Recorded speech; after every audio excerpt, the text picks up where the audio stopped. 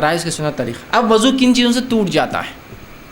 وہ بھی دیکھ لیں، بہت معمولی اور بہت کم چیزیں ہیں، یاد رکھ لیجئے، فائدہ ہوگا کہ وضو کب ٹوٹتا ہے۔ نہ بہت سے لوگ میوزک سنیں تو وضو ٹوٹتا کیا، کوئی بچے کو میں ننگا دیکھ لیا نماز کے وضو میں حالت میں، کیا میرا وضو باقی رہا کیا؟ مختلف چیزیں، میں نے فلاں کام کر لیا، سیمنٹ میں ہاتھ ڈال دیا، وضو میرا باقی رہا کیا؟ میں گیرے سے کام کرتا تو آئل لگ گیا، وضو میرا باقی، مطلب کچھ بھی چیزیں۔ اب کن چیزوں سے وضو ٹوٹتا ہے میں بتا دیتا ہوں، باقی چیزوں سے سمجھ جائیے نہیں ٹوٹتا ہے، ٹھیک ہے۔ آئیے تو وضو کن کن چیزوں سے ناقص ٹوٹ جاتا ہے وہ باتیں ہم دیکھتے ہیں۔ پیشاب اور پیخانے کے راستے سے کچھ بھی نکل جاتا ہے وضو ٹوٹ جاتا ہے، کچھ بھی نکل جاتا ہے وضو ٹوٹ جاتا ہے،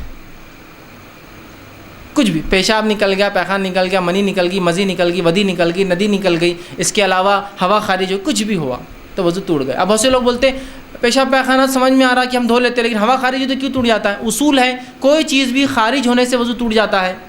کچھ چیزوں کو صاف کرنا ہوتا ہے، کچھ چیزوں کو صاف نہیں کرنا ہوتا ہے، سمپل، اتنا ہی سادہ ہے۔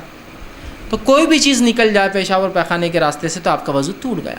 پہلا وضو کا ناقص۔ شرمگاہ سے کوئی چیز کا نکلنے سے وضو ٹوٹ جاتا ہے، پہلا۔ دوسرا،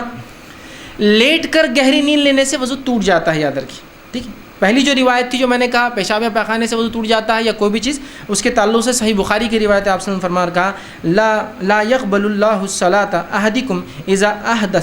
احدث حتى يتوضا، اللہ تعالیٰ اس شخص کی عبادت کو قبول نہیں کرتا، نماز کو، جس کو حدث کہتے ہیں، پیشاب یا پیخانے کے راستے سے کچھ بھی نکل جائے، نکلا ہو اور اس نے وضو نہ کیا ہو، وہ قبول نہیں ہوتی۔ دوسرا کہ گہری نیند اگر آپ لیٹ کر سو گئے تو وضو ٹوٹ جاتا، کھڑے سو رہے تو وضو، جیسا مسجد میں آپ بیٹھ گئے اور نیند لگ گئی اس سے نہیں ٹوٹتا، لیکن لیٹ گئے، اس لیے کہ آپ صلی اللہ علیہ وسلم فرماتے ہیں، اور آپ نے فرمایا، ابو داؤد کی روایت ہے، آنکھ دبر مطلب آنکھ اور پیٹھ جو ہوتا ہے، دبر مطلب پیٹھ کا بندھن ہے، ریلیشن ہے، اور آپ نے فرمایا اگر کہا جو سو جائے اسے چاہیے کہ وضو کرے، چونکہ اب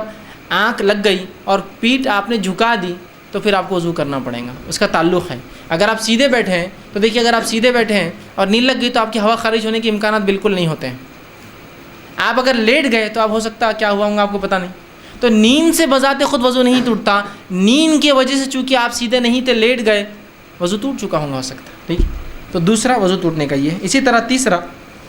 بے ہوشی یا نشہ یا جنون چڑھنے سے وضو ٹوٹ جاتا ہے، اس لیے کہ ان حالات میں آپ نے کیا کیا آپ کو علم نہیں، ہوا خارج کر دی ہوں گی، پیشاب پیخانہ نہیں کا آپ کو علم بھی نہیں ہوتا ہے، مجنون ہو گئے۔ کسی کو ہوتا نا دورے پڑ جاتے جنون کے، کچھ لوگ ہوتے ہیں جو نشہ کر لیا کسی نے، یا ٹھیک بے ہوش ہو گئے، تو ان میں وضو نہیں رہتا، پھر آپ کو وضو کرنا ہوگا، تیسری چیز، ٹھیک۔ اسی طرح چوتھی چیز، ہتھیلی کو کھلا بغیر کپڑے کی آڑ سے شرمگاہ کو لگا دینا، اور شرمگاہ سے مراد اگلا اور پچھلا دونوں حصہ ہوتا ہے، بغیر کپڑے کے اپنی شرمگاہ کو، دونوں میں سے کوئی بھی ہتھیلی، شرمگاہ کو ہاتھ لگا لینے سے وضو ٹوٹ جاتا ہے، یاد رکھیں۔ یہ مسئلہ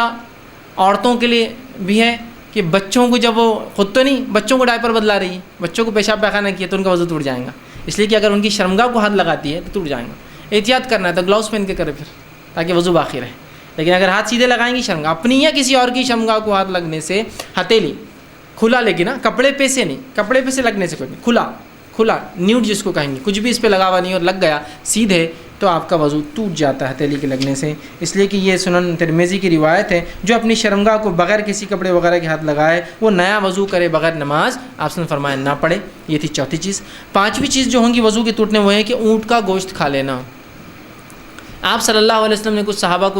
صحابہ نے آپ کے سامنے بکری اور مینڈے کا گوشت کھایا اور کہا کہ ہم وضو کریں، آپ نے کہا ضرورت نہیں۔ پھر ایک صحابی نے اونٹ کا گوشت کھایا اور کہا کہ ہم وضو کریں، تو کہاں وضو کر لیں۔ اسی طرح آپ صلی اللہ علیہ وسلم کو دیکھا کہ آپ نے جب اونٹ کا گوشت کھایا تو آپ وضو کرتے، اس کے بغیر نماز نہ پڑھتے، تو اونٹ کا گوشت کھانے سے وضو ٹوٹ جاتا ہے۔ اسی لیے بہت سے لوگ اگر دعوت دیتے ہیں اور اونٹ کا گوشت ہو تو ان کو بولنا پڑے گا اونٹ کا گوشت تھا، تاکہ جو لوگ وضو سے ان کو پھر سے وضو اب دہرانا ہوگا، ٹھیک ہے۔ تو یہ تھے وہ چیزیں جن سے وضو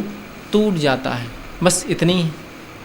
اب اس کے علاوہ بھی ہے، جیسا کہ اسلام چھوڑ دینا، میں سمجھتا ہوں ان کی ضرورت نہیں، ریلیونٹ نہیں ہو، ایک مسلمان کے لیے بات ہو رہی ہے تو ارتداد، کوئی اسلام کو چھوڑ دے تو وضو کی ہر چیز اس کی ختم ہو جاتی ہے۔ اسی طرح عورت کو جو ہے شہوت کے اس سے ہاتھ لگانا، تو میں سمجھتا ہوں یہ بات بالکل سمپل ہے کہ شہوت سے جب آپ کسی کو ہاتھ لگائیں گے تو ظاہر سی بات ہے آپ کو کیا ہوتا ہے، جس میں تبدیلیاں آتی ہیں اور شرمگاہ سے کچھ نہ کچھ مادے ضائع نکلنا شروع ہو جاتے ہیں، تو ظاہر سی بات ہے وضو ٹوٹ جاتا ہے، لیکن عام اعتبار سے اتنا ٹوٹتا ہے۔ اب وہ باتیں جن باتوں سے